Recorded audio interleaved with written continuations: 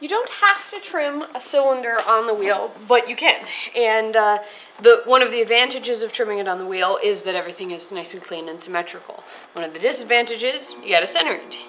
So I'm gonna go ahead and I've got this thing upside down, this cylinder upside down. I'm gonna mark it. My line is over here, which means I need to push away from that line. And you can see that this cylinder that I'm working with is actually pretty ideal for securing to the wheel head because of the shape, the way it curves down at the bottom.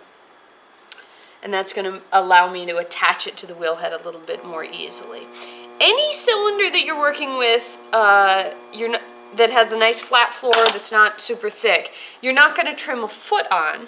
You can leave enough thickness on the bottom of your piece to trim a foot if that's what you choose, but you don't have to.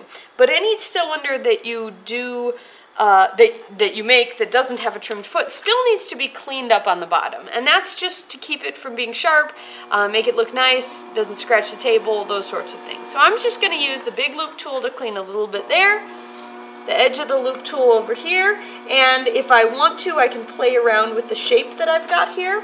I'm gonna make a little bit more, a little lower transition into my curved wall, and then I can use either a wet finger or a rib to get in there and clean up that edge or compress that edge.